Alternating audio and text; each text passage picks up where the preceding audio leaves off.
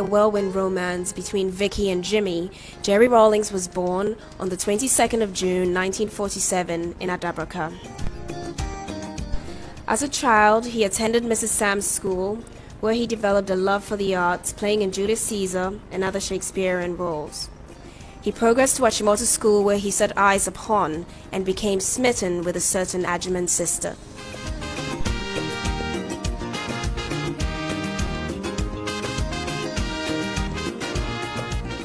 After m0st school, they went their separate ways. Nana Kunedo went to the University of Science and Technology.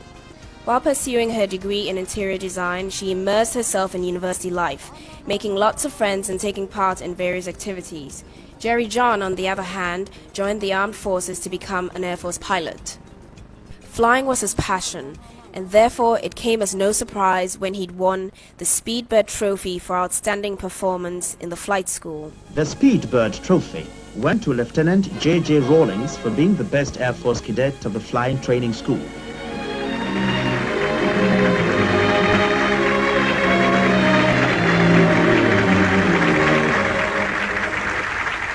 Having achieved his dream to become a pilot, he embarked on his mission to track Nana down to rekindle the flame with his childhood sweetheart. After a very long courtship, lasting almost a decade, they got married on 29th January 1977.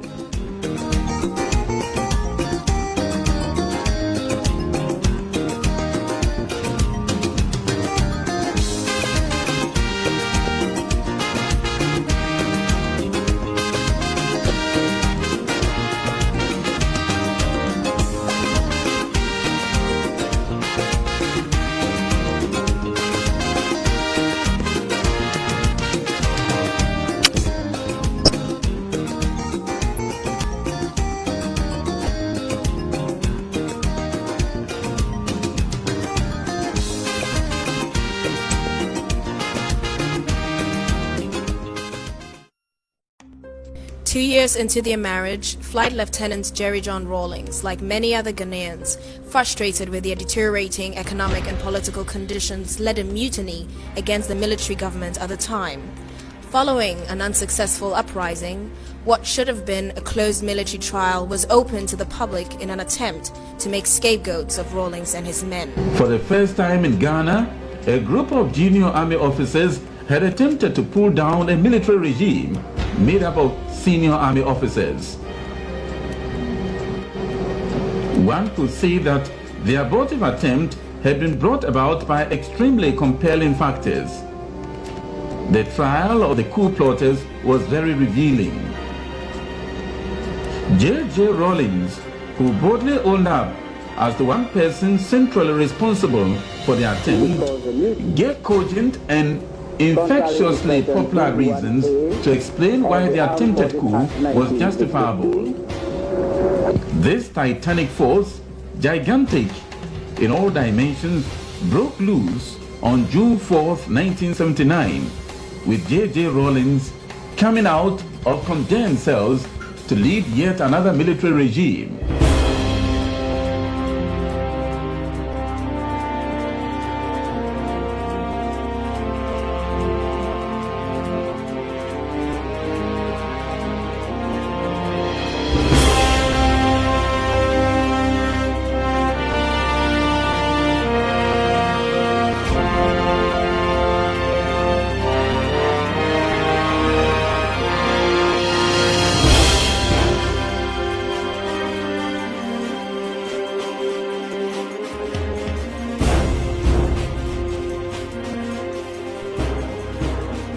During the AFRC's short stay in office, they underwent a house cleaning exercise of weeding out corruption in the system.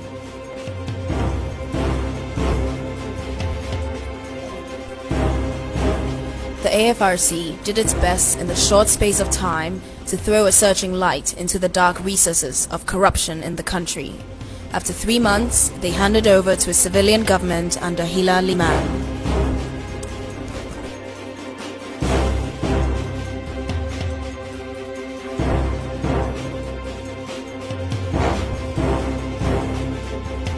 We of the Armed Forces Revolutionary Council during our short stay in power, have demonstrated openly what many people had only suspected before, namely, that the holding of office in government in this country had in almost all cases been used to plunder the wealth of the nation.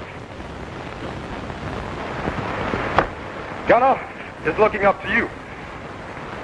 Thank you.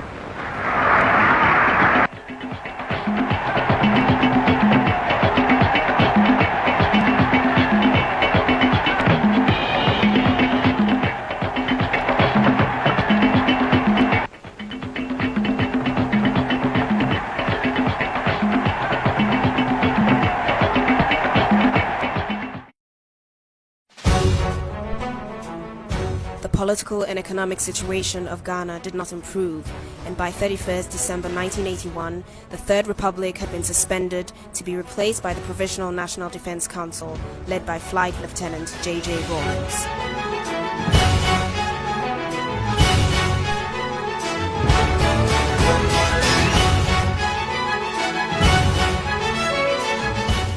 Rawlings had a natural touch, a man of the people.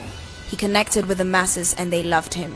His style of leadership gave power to the people, that they have a right to hold government accountable. In his usual hands-on approach, JJ and the PNDC mobilized the students and professionals to join hands with the masses in rebuilding Ghana.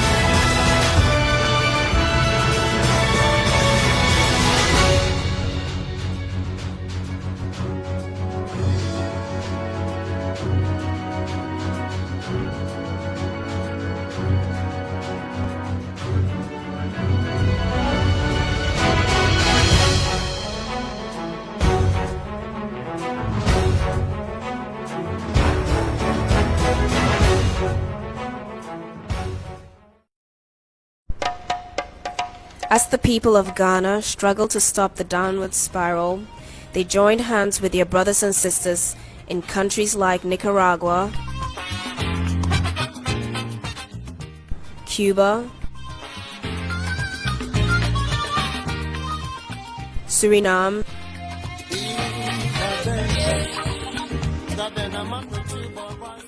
and Burkina Faso in what came to be known as Solidarity in Struggle. As part of his visit, he received the Jose Marti Medal for World Peace on behalf of the Ghanaian people and also met with the Ghanaian students in Cuba. The chairman receives the Jose Marti Medal for World Peace from President Castro at a solemn but impressive ceremony.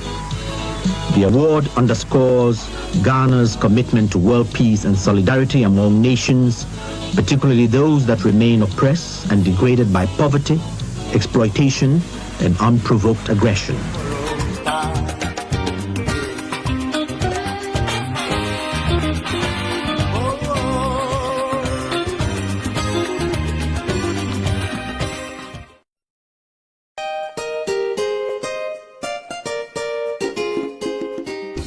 Statesmen and world leaders, impressed by JJ's vision and his leadership style, paid visits to Ghana to show their support and forge closer ties with the country.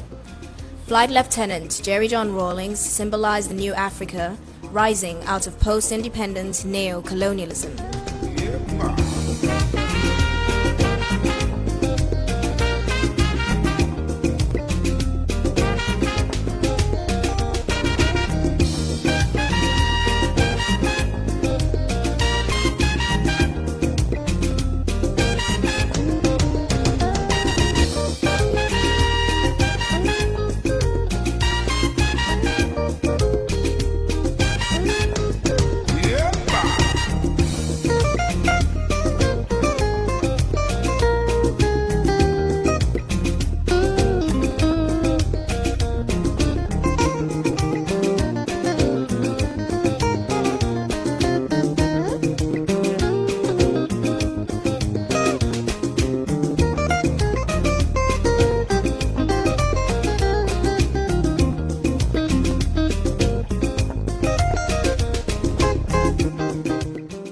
The struggle for Africa's liberation that began with the Founding Fathers was not to be forgotten.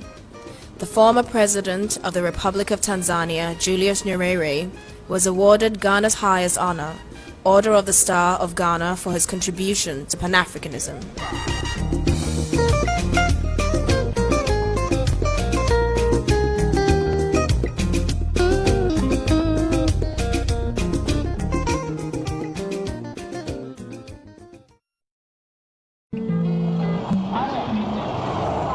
JJ's popularity, like the wind, spread to neighboring African countries, and on his arrival at the 11th Summit of the Economic Community of West African States in Lome, Togo, the crowds of people lined the streets to catch a glimpse of the man who brought back hope to the Ghanaian people.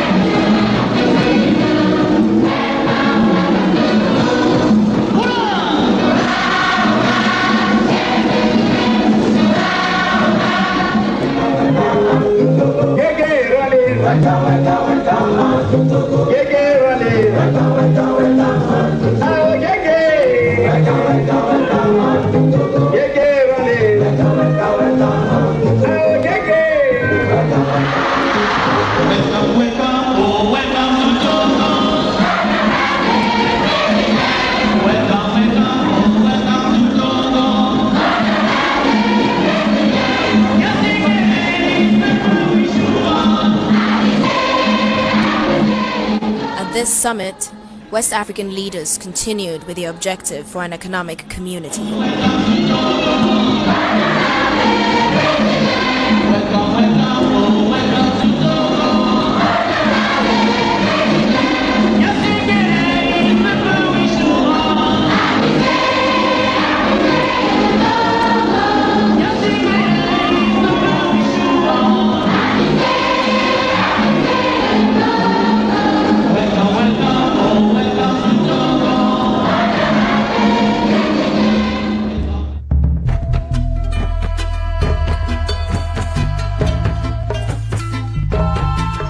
Jerry John Rawlings was welcomed in Addis Ababa for the 25th anniversary of the then Organization of African Unity.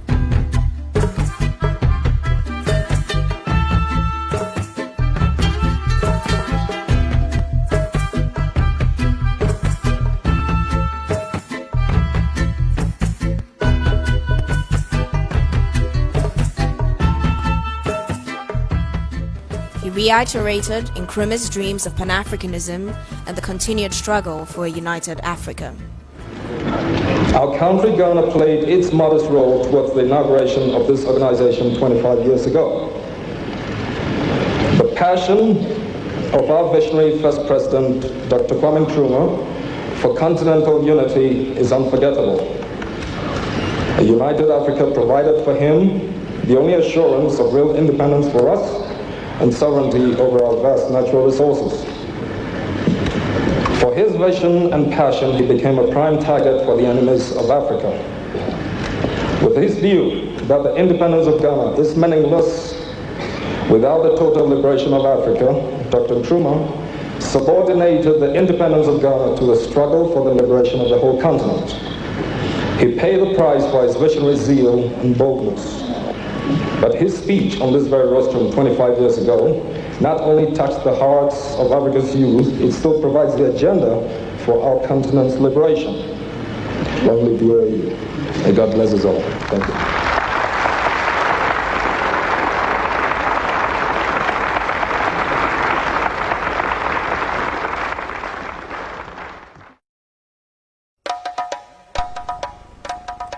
Back on the home front, the process of economic recovery continued, and contact with the grassroots maintained. This kind of popular support kept a strong base for the continued governance of the PNDC. It is only by collective effort that the nation's problems can be solved. There are still some people who would like the nation to go back to childhood. But we are grown up, or should be. We're supposed to be old enough to realize that the nation is now paying the rest of the outstanding bill for those easier days when so many of our resources were squandered.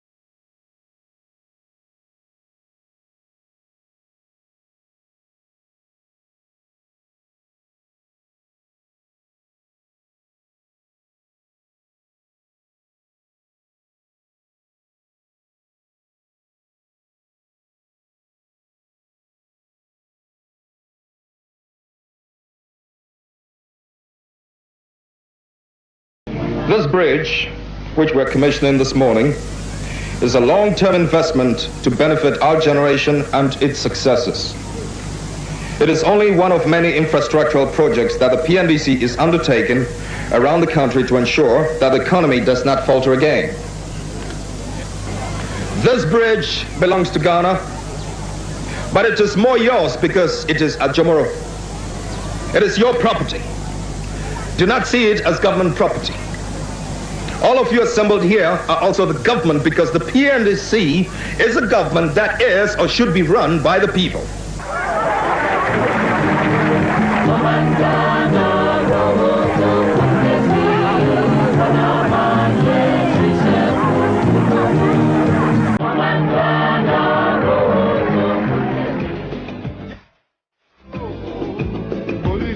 Electricity, which was previously enjoyed by few, was now available to more citizens of the nation.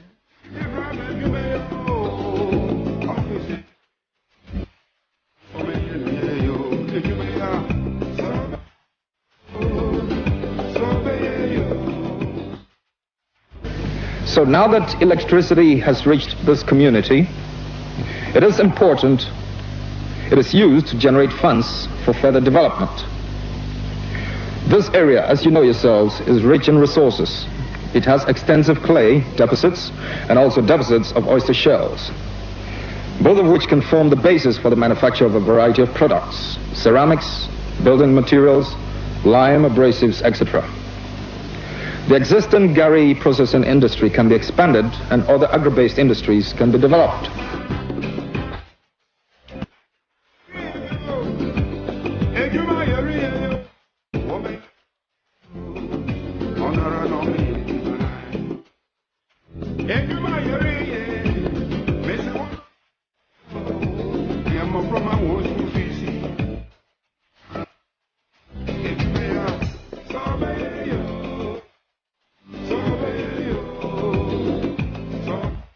The educational system, which reflected the legacy of colonialism, was restructured and customized to cater to the social, political, economic, historical, and geographical needs and structures of Ghana.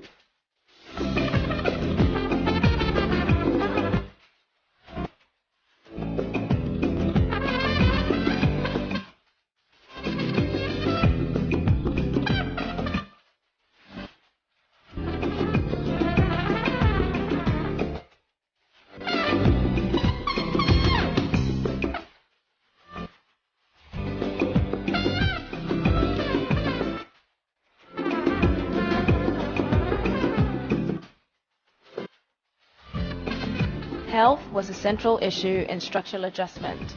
Inoculations of the 6 killer diseases were compulsory for every child, leading to the eradication of polio.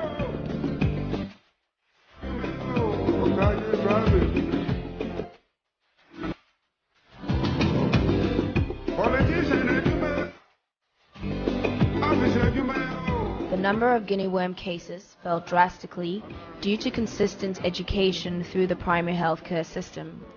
Bilharzia was another serious disease to be addressed. The dense vegetation growing in rivers served as breeding grounds for snails, which were the primary carriers during the cycle of the disease. Chairman Rawlings got personally involved in the removal of the weeds.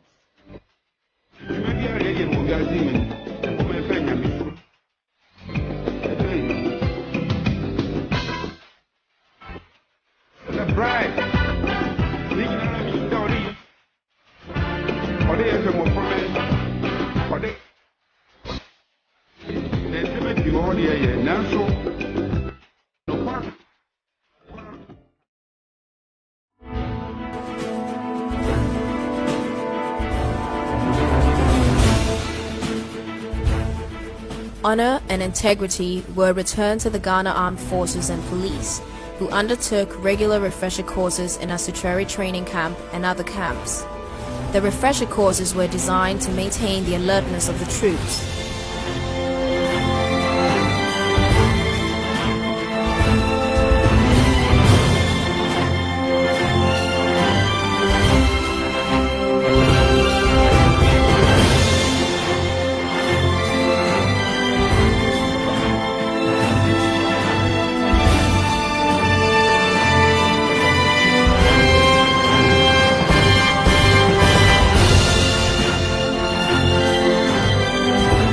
The exemplary performance of the Ghanaian troops in peacekeeping missions won Ghana a Nobel Prize in 1988. Their dedication to their profession was vital in the fight against smuggling and illegal drug trade, diminishing the supply and trade of drugs in Africa.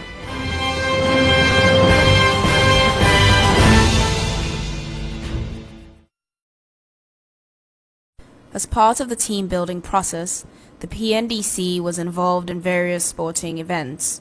I can see it's Banga coming very fast, and then Steve Akufu and Abdullah comes second, and Ahoy first. Ahoy is first, but he's down, apparently exhausted, and he's being helped to the touchline to be worked on. So, Banga Ahoy first, 30.3 seconds, Dr. Abdullah second, and Steve Akufu third. And that's Kwamna Ahoy being worked on there, being given some water to drink after that race. He won it beautifully, but of course he had exhausted all the strength in him. What was your impression before you started the race? Oh, I looked at the lineup and I knew that it was going to be an easy day. You know, I never had any doubt that I was going to win. It's unfortunate that I fell at the finishing post, but I expected to win. Very fast race again.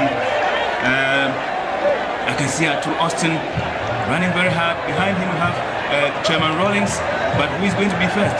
Kofi Jin is also running very hard. A few of them running neck and neck. Arthur Austin is leading them behind, and that's Arthur Austin breaking the tape, followed by Kofi Jin and Chairman Rawlings in that order.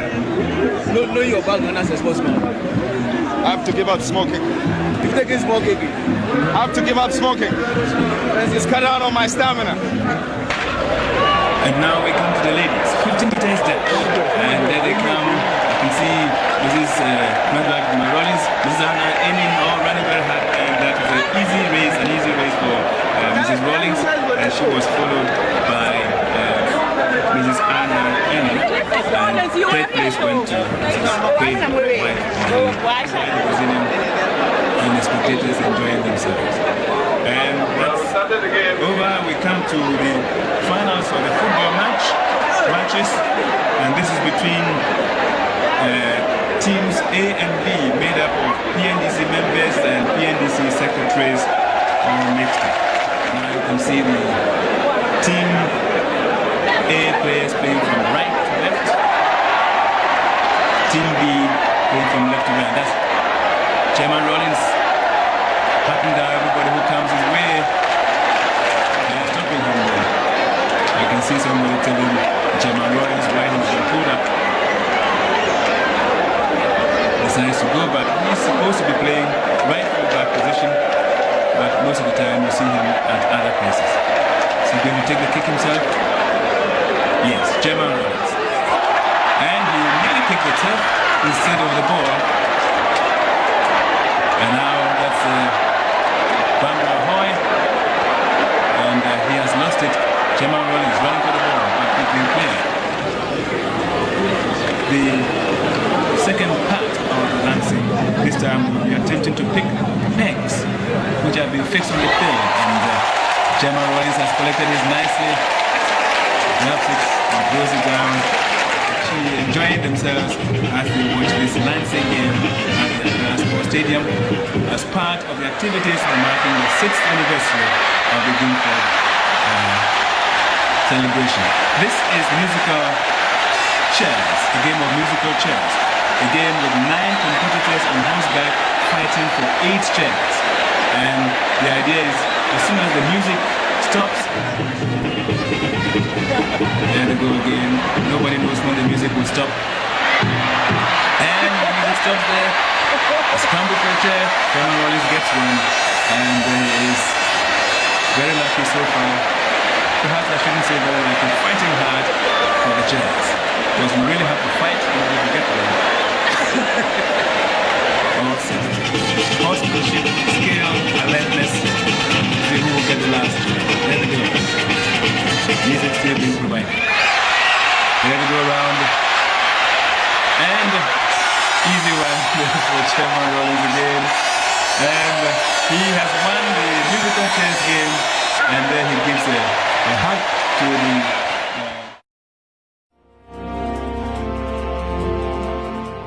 And on June 4th every year, the flame was lit in memory of fallen heroes.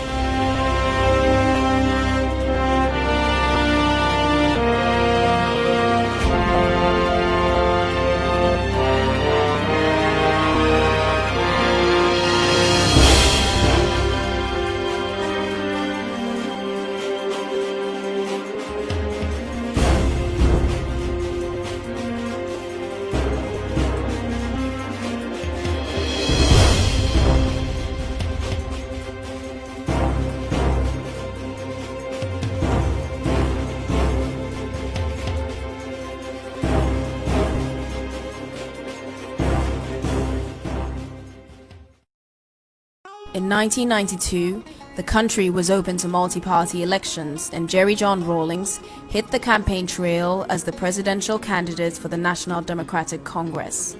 The NDC has a vision of social development, economic justice, integrity, and accountability. As he spoke on the podium, "This country is not going back. She's moving only forward." It was clear that JJ was still a man of the people. He continued to hold true to his beliefs that enabled him to rise up against the economic injustice of the 1970s. When we took over the reins of the economy, ladies and gentlemen, Aborso, places like that were dead. AGC was producing what? Half or 1/3 the current volume. 1/3 the current volume. We have tripled AGC's goals.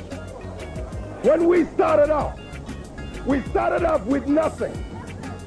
but one thing, the truth and integrity. The truth and integrity. And this is what has brought this country out of the darkness. Now that we are beginning to see the light, with the responsibility and the duty of accomplishing what we set out to do, do we want to see the clock turn back? Do we want to see the clock turn back? After 58% of the population voted JJ for president, he was sworn in on the 7th of January 1993 to become the first president of the Fourth Republic. I, Flight Lieutenant Jerry John Rawlings, Flight Lieutenant Jerry John Rawlings, having been elected to the high office of President to the high office of President of the Republic of Ghana, the Republic of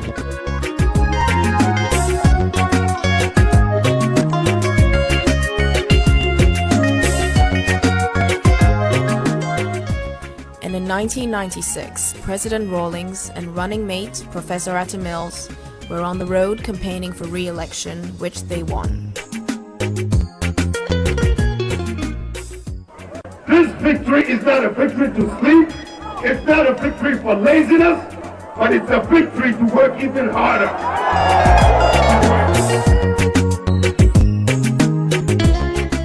Democracy is to be able to have dialogue, to be able to debate issues.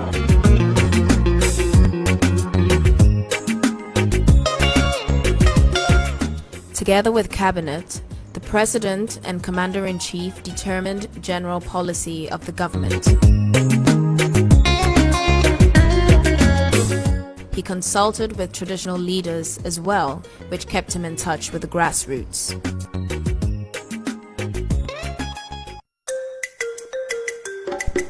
During Jerry John Rawlings' tenure in office, a mausoleum was built in honor of the late Asajifo Kwame Nkrumah. Kwame Nkrumah was not perfect, and I may be one of the most critical people about certain aspects of his government. But I will never deny him nor any man the praise for outstanding achievements, and for Dr. Nkrumah in particular, the things that made him a great figure in history. On this 32nd anniversary of Ghana's Republic Day, we are laying Dr. Nkrumah's remains to rest at the site of his greatest triumph.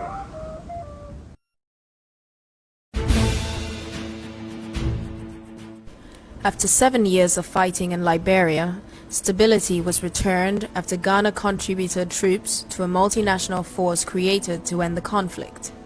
Jerry John Rawlings played an integral role in the final peace process, which was brokered through the economic community of West African states.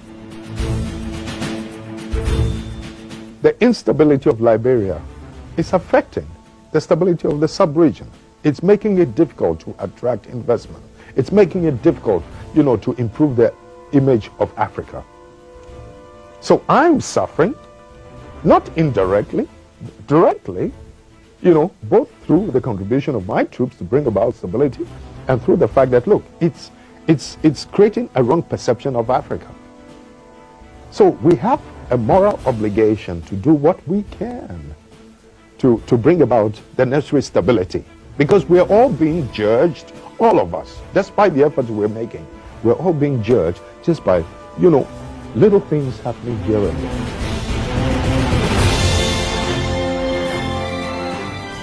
Quite frankly, I just don't think it's fair and right that Liberia, that used to be, a former colony of America, should have degenerated into a carnage of that kind, and yet no Western country lifted a hand to assist her. And yet she didn't actually need that much. But when it comes to the European theater, the whole of Europe, NATO, the US, everybody pumps in all the necessary resources. And yet we didn't need a fraction of that to assist us in Africa to deal with our own problem. And it's not as if we were not making, our own efforts as members of the ECOWAS community when we put together some troops to move into Liberia and to stop the carnage. we didn't have enough resources. All we could, and being members of the UN, quite honestly, I mean, there was no reason why they could not have assisted us in a very humble way. And had they done so, we could have brought this Liberian situation under control a much longer time ago.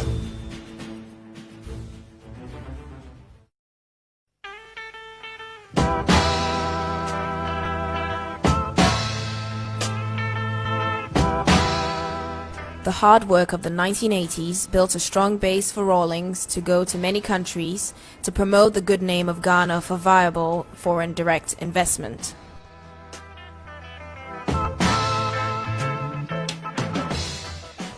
It might be going too far to say that we're hoping to become a trading powerhouse. We're only making our very humble effort. But the point is that precisely because of the political stability that we've enjoyed in this country, I mean, the world has virtually come to our assistance, you know, led by the IMF and the World Bank, as well as some of the other Western communities, in order to help us lay the foundation for a developmental takeoff. We've used these resources to build roads, to extend electricity into as many regions as possible, and very soon there will not be a single district in my country that will not have energy. In other words, there will not be a single place in that country that will not be, you know, potentially viable for industrial takeoff. Yeah. So that we virtually lay the foundation now for, you know, developmental takeoff. You want businesses to come in. That's one of the reasons you're going around the country. Precisely. Yeah. And that's part of the reason why we're here. If I may use the word seductive. We're here to seduce as many American businessmen as possible to recognize that, you know, for all the efforts that we've made, I think it's only obligatory on their part to do what they can to invest in my country. In the process, he was given awards and the keys to various cities for putting Ghana back on the map.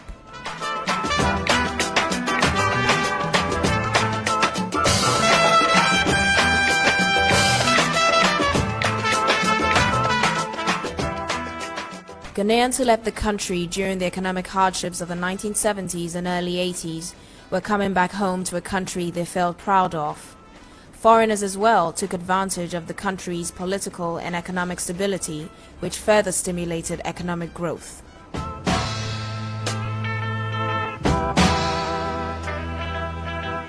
Ghana was once again recognized as the gateway to Africa. Among various world leaders were President Bill Clinton and the Queen of England, who paid visits to President Rawlings to acknowledge Ghana's key role in Africa's development as a whole.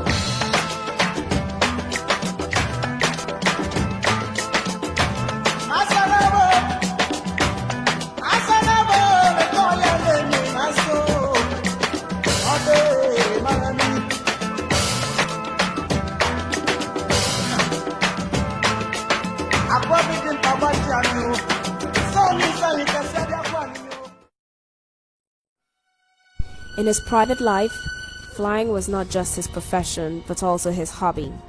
His aim was to demystify flying by giving people the opportunity to fly. He would fly anything he could get his hands on.